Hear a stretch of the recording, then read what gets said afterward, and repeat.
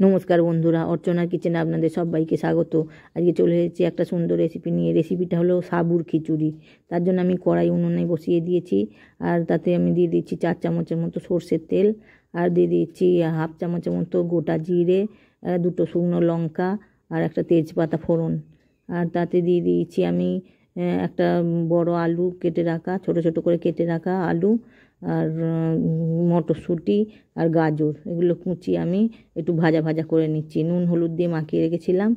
আর আমি দিয়ে দিলাম 1 চামচের মতো আদা, জিরে, ধনে আর লঙ্কার পেস্ট।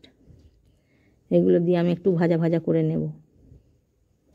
আর আমি দিয়ে দিয়েছি একটা ছোট কাঁচা লঙ্কা কুচি দিয়ে দিয়েছি।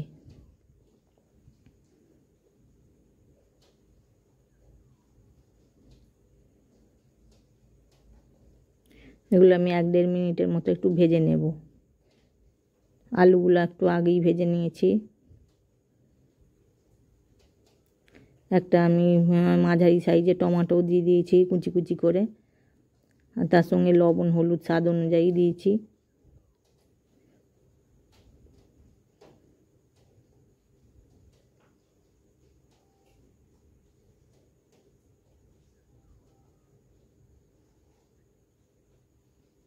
আমার চ্যানেলের রান্নাগুলো যদি আপনাদের পছন্দ হয়ে থাকে তাহলে চ্যানেলটিকে সাবস্ক্রাইব করে পাশে থাকার অনুরোধ রইল, আর লাইক কমেন্ট অ্যান্ড শেয়ার করবেন। আমি আধ ঘন্টা আগে একটু কিছু সাবু 100 গ্রামের মতো সাবু ভিজিয়ে রেখেছিলাম, 2বার ধরে ভিজিয়ে আর জল ঝরিয়ে রেখেছিলাম। এগুলো আমি দিয়ে দিলাম।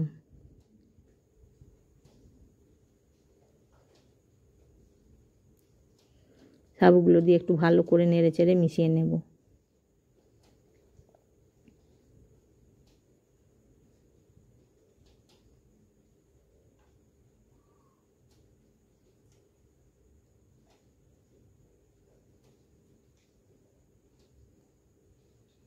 সাবুগুলো আমার মেশানো হয়ে গেছে। এবার মিশিয়ে দেব আগে থেকে তৈরি করা মুগের ডাল। আমি একটু লবণ দিয়ে দিলাম, আর একটু হলুদ গুঁড়োও দিয়ে দিলাম। এগুলো দিয়ে একটু ভালো করে নেড়ে চেড়ে নেব।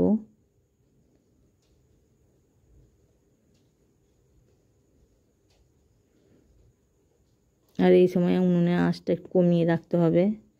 এবার তৈরি করা মুগের ডালটার সঙ্গে মিশিয়ে দেব। এরমভাবে উপোসের দিনে খুব সহজেই আপনারা সাবুর খিচুড়ি তৈরি করে নিতে পারেন। খেতেও খুব সুন্দর হয়। মুগের ডালটা দিয়ে ভালো করে মিশিয়ে নেব আমি।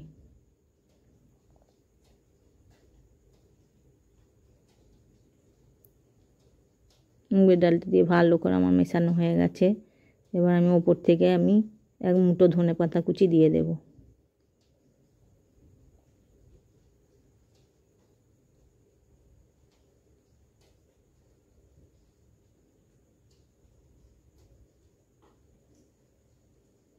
ধনেপাতা কুচিগুলো আমি দিয়ে দিলাম ওপর থেকে ছড়িয়ে।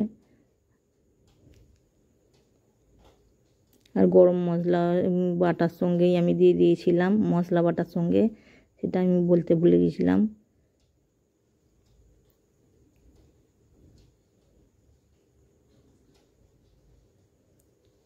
আর শেষে 1 চামচ ঘি দিয়ে পরিবেশন করব। আমার সাবুর খিচুড়িটা পুরো খাবার জন্য রেডি হয়ে গেছে। এবার আমি খাবার জন্য একটা পাত্রে থালায় পরিবেশন করে নেব।